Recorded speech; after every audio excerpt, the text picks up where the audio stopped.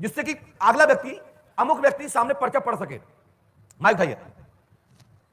कहां से आई बहन? नरवर से। नरवर। नरवर से। ओहो, नरवर यानी कि शिवपुरी। अच्छा, यहाँ कैसे आई? जी मेरे भाई ने बताया कि आप झांसी के हैं? माइक से बोले। महाराज भेल झांसी से। आप हमको कैसे जानते हैं? मैं आपको बहुत पहले से जानता हूँ, यूट्यूब के माध्यम से भी आपको कई बार मैं देख चुका हूँ और आपके मुझे बहुत अच्छा दर्शन होते हैं उसमें। पंडोकर धाम नहीं गए ना? महाराज नहीं जा पाए। चलो कोई बात, यही तो किस्मत है कि हम आपके पास आ गए। मुझे तो विश्वास नहीं हो रहा है कि मैं कैसे आ गई। हमको भी नहीं हो रहा बेटा आप कैसे आई, ये तो बाबा की कृपा है कि ये लिखा रखा है। चलिए आप क्या पूछने आई बहन? जी मेरे पति को बहुत क्रोध आता है, क्यों आता है मैं आज भी नहीं समझ पाई। घर वाले कहते हैं कि जब से शादी हुई है तब से वो ऐसे हुए हैं, पहले तो बहुत अच्छे थे वो, यहाँ तक कि इतने क्रोध करते हैं कि भगवान को भी उल्टा सीधा बोल देते हैं और हर किसी से झगड़ा हो जाता है। प्राइवेट धंधा है कूलर बंद कर दे, पेशेंट कम आते हैं, तो उनके सारे फ्रेंडों की जॉब लग गई है, उनकी नहीं लगी है, तो वो टेंशन में बहुत ज्यादा रहते हैं। उनका नाम क्या है? डॉक्टर हृदय पांडे, आयुर्वेदिक डॉक्टर हैं। मैंने लिखा है, पढ़िए। आपने किसी को बताया तो नहीं था? जी नहीं। हृदय कुमार पांडे की आप स्त्री हैं, आयुर्वेदाचार्य हैं या वैद्य हैं, साथ ही शासकीय जॉब लगना हाल में असंभव है। हृदय के काम दाम में विकास होगा, आशीर्वाद है। जी और मेरे 5 साल से कोई संतान नहीं है। आपने पूछा नहीं है लेकिन मैं लिख देता हूँ जी, क्योंकि हम ऐसे गुरु हैं कि यदि हम 4-5% लिखेंगे तो कोई ना कोई फंस जाएगा। नहीं गुरुजी, केवल हम मैं वही लिखते हैं जो पहला व्यक्ति बोलने वाला होता है। मेरे केवल 2 ही क्वेश्चन थे। चलो मैं उसको भी लिख देता हूँ। 5 साल से मेरी कोई संतान अरे नहीं मेरी है बहन लिख देता हूँ। और डॉक्टर ने मना कर दिया कि तुम माँ नहीं बन सकती हो, तो इसलिए मैं बहुत परेशान हूँ। डॉक्टर ने क्लियर मना कर दिया कि तुम्हारी संतान नहीं हो सकती। IVF करवा तो उसमें भी वो आप सब जानते होंगे। और मेरे कमरे में जहाँ मैं सोती हूँ वहाँ भी कई तरह की चीजें दिखाई देती हैं, तो कुछ लोग कहते हैं कि तुम्हारे रूम में 3 भूतनी रहती हैं। मैं खुद नहीं समझ पा रही हूँ कि क्या है ये।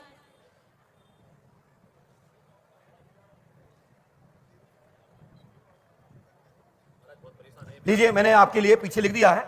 आप सुनिए, आपके बच्चा नहीं है, आपने यही बोला ना? जी। बच्चा हुआ ही नहीं? नहीं कभी भी नहीं हुआ कि डॉक्टर को दिखाना पे, डॉक्टर ने क्लियर मना कर दिया कि बच्चा होगा ही क्योंकि नहीं। बच्चा छोटी है इसलिए? नहीं ऐसा तो नहीं बोला, लेकिन उन्होंने बोला है कि एक अच्छी क्वालिटी का नहीं है, ये मैच अच्छी क्वालिटी का नहीं है, इसलिए तुम क्या नाटक चल रहा है? डॉक्टर दिव्या अग्रवाल को दिखाया, ग्वालियर भी दिखाया मैंने। ग्वालियर में किसका दिखाया? ग्वालियर को मैंने दिखाया था, उनको वृंदा जोशी को दिखाया था मैंने, तो उन्होंने भी मना कर दिया था। वृंदा जोशी का ही इलाज चलेगा। आपके अंडे में बीज नहीं बनता, बीज जी। और जिससे जो अंडा का आकार है, जो फ्रैक्चर होने की विधि है, जी जी वो फ्रैक्चर नहीं होते। जी। और 8 से 16वें दिन के बीच में गर्भाधान की जो क्रिया होती है, जी। जब अंडे जब फ्रैक्चर होते हैं, जी। जब वहां पर उन कीटाणुओं को आहार करने के लिए, जी। उनसे परामर्श करने के लिए, मैंने संपर्क करने के लिए जब तत्व नहीं होगा, तो जब रज और बिंद स्थापित नहीं होता है, मिश्रण नहीं होता है, तब तक गर्भधारण नहीं होता है। तो समय पीरियड के बाद अंडे फ्रैक्चर होते हैं। जी।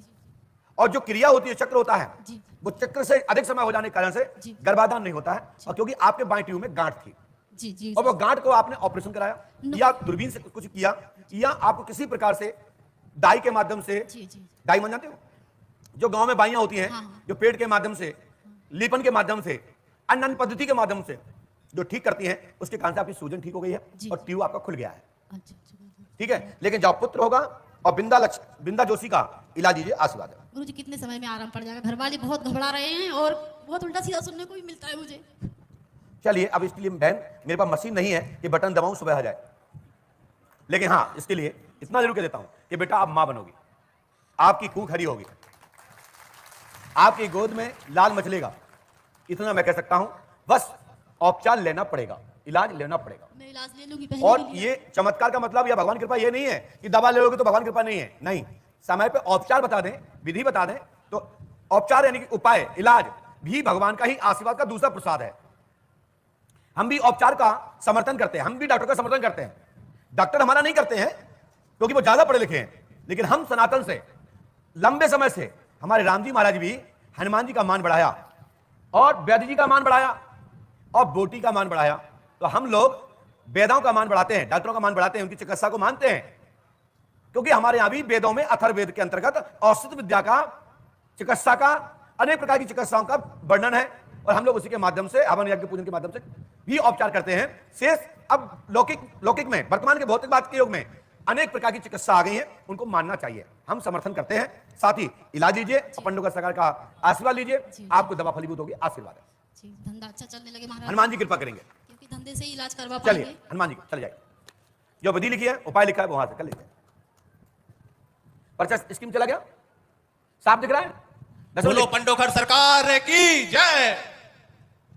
देखिए जाइए भाई, मैं इसलिए बड़ा बड़ा लिखता हूं कि सहज, अब जाइए भैया, हाँ ले जाइए।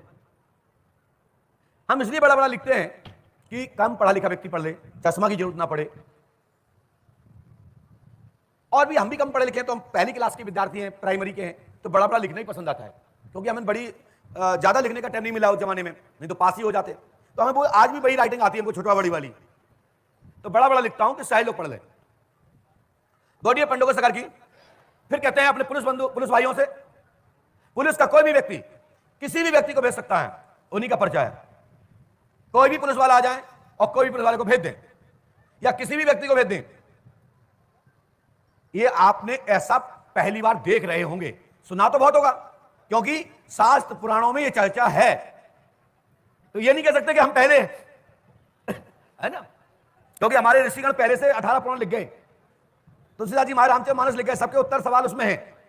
आइए भैया, ये कूलर बंद कर दीजिए, कान में समझ नहीं आता।